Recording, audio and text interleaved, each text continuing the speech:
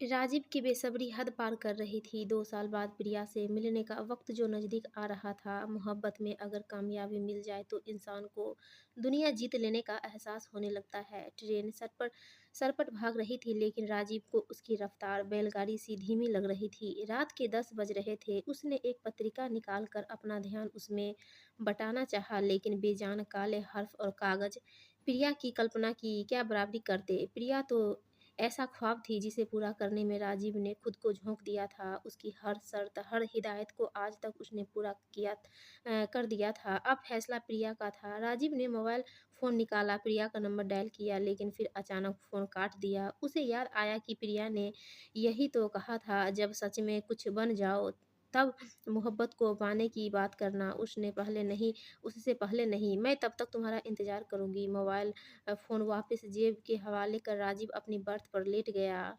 सुख के इस लम्हों को वह प्रिया की यादों में जीना चाहता था। 4 साल पहले जब राजीव मुंबई आया था तो वह कुछ बनने के सपने के साथ आया था, लेकिन मुंबई की फ़िज़ाओं में उसे प्रिया मिली।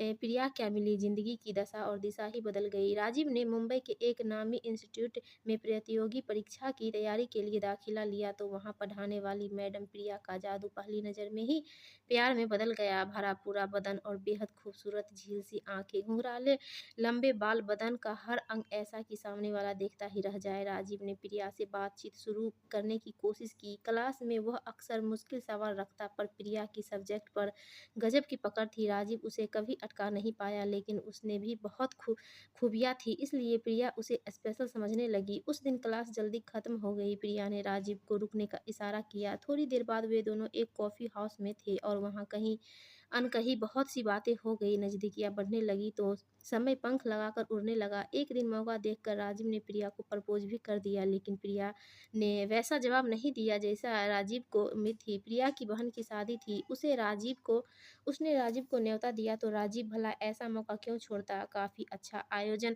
था, लेकिन राजीव को इस सब में ज़्यादा दिलचस्पी नहीं थी। ढकियानुसी रस्में रात भर चलने वाली थी, इसलिए राजीव मेहमानों के रुकने वाले हॉल में जाकर सो गया। लोगों की आवाज़ें वहाँ भी आ रही थी। सब बाहर मंडप में थे। रात में अचानक किसी की छुअन की गर्माहट से राजीव की नींद खुली। हॉल की लाइट बंद थी, लेकिन अपनी चादर में लड़की की छुअन वह अंधेरे में भी पहचान गया था। प्रिया इस तरह उसके साथ, ऐसा सोचना भी मुश्किल था, लेकिन अपने प्यार को इतना करीब पाकर कौन मर्द अपने आप पर कंट्रोल रख सकता है। चंद लम्हों में वो दोनों एक दूसरे में समा जाने को बेताब होने लगी। प्रिया के चुंबनों ने राजीव को मदहोश कर दिया। अपने करीब प्रिया को पाकर उसे जैसे मिल गई। तूफान थमा तो प्रिया वापस शादी की रस्मों में शामिल हो गई और राजीव उसकी खुशबू में डूबा रहा। कुछ दिन बाद ऐसा ही एक और वाक़या हुआ। तेज़ बारिश थी। बाज़ार से गुज़रते समय राजीव ने प्रिया को रोड पर खड़ा पाया। राजीव ने फ़ौरन उसके नज़दीक पहुंचकर अपनी मोटरसाइकिल रोकी। दोनों उस पर सवार हो निकल गए। प्रिया को रोमांचक ज़िंदगी पसंद थी, इसलिए वह इस मौके का लुत्फ़ उठाना चाहती थी। बारिश का मज़ा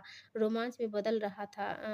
प्यार के में सराबोर वे घंटों सड़कों पर डूबते रहे। राजीव और प्रिया की कहानी ऐसे ही आगे बढ़ती रही कि तभी अचानक इस कहानी में एक मोड़ आया। प्रिया ने राजीव को होटल में बुलाया। डिनर की यह पार्टी अब तक की सबसे पार्टियों से अलग थी। प्रिया की खूबसूरती आज जानलेवा महसूस हो रही थी। आज तुम्हारे लिए स्पेशल ट्रीट, राजीव मुस्कुराकर प्रिया ने कहा। किस खुशी में? राजीव ने पूछा। मुझे नई नौकरी मिल गई, कोलकाता में प्रोफेसर की।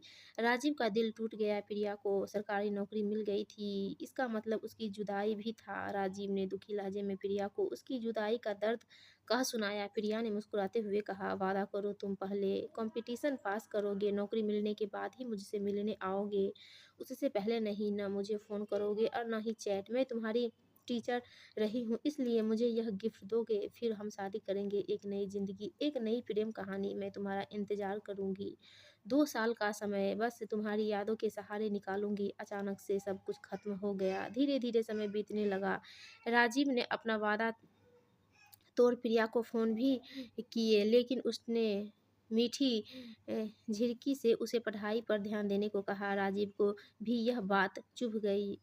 अब पूरा समय वह अपनी पढ़ाई पर देने लगा। प्यार में बड़ी ताकत होती है, इसलिए मोहब्बत की कशिश इंसान से कोई भी काम करा लेती है। राजीव को अच्छी नौकरी मिल गई। अब प्रिया को पाने में कोई रुकावट नहीं बची थी। राजीव ने अपना वादा पूरा कर लिया था। अचानक ट्रेन रुकी तो राजीव की नींद खुली। सुबह होने को थी। कोलकाता अभी दूर था। राजीव दोबारा आंखें मूंदे हसीन सपनों में खो गया। ट्रेन जब कोलकाता पहुंची तब तक शाम हो चुकी थी। राजीव ने प्रिया को फ़ोन मिलाया, लेकिन फ़ोन किसी अनजान ने उठाया। वह नंबर प्रिया का नहीं था।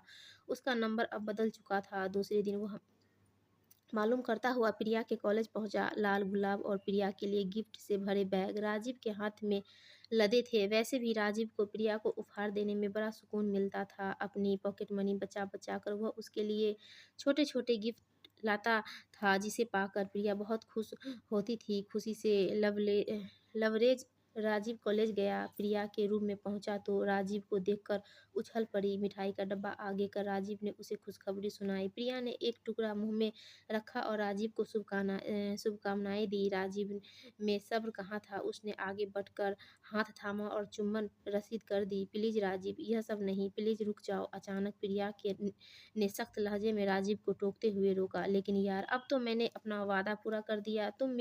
तुमसे मेरी शादी। निराश राजीव ने पूछा। सॉरी राजीव, प्लीज, मैंने शादी कर ली है। अब वे सब बातें तुम भूल जाओ। क्या भूल जाओ मतलब? राजीव उसे घूरते हुए बोला। हाँ, मुझे भूलना होगा। मुस्कुराते हुए प्रिया बोली। वे सब मजाक की बातें थी, 2 साल पहले कही गई बातें। क्या अब इतने दिन बाद तुम्हें तो मुझसे भी अच्छी लड़कियां मिलेगी? मुस्कुराते हुए प्रिया बोली। राजीव उल्टे पैर लौट पड़ा। तभी प्रिया पीछे आकर राजीव से लिपट गई। तुम्हें कैसे पता राजीव कि मैंने ये इंतजार का वक्त कैसे गुजारा है? मैं अब शादी के लिए और इंतजार नहीं कर सकती। दोनों ऐसे लिपटे कि मानो जन्मों की प्यास बुझ गई।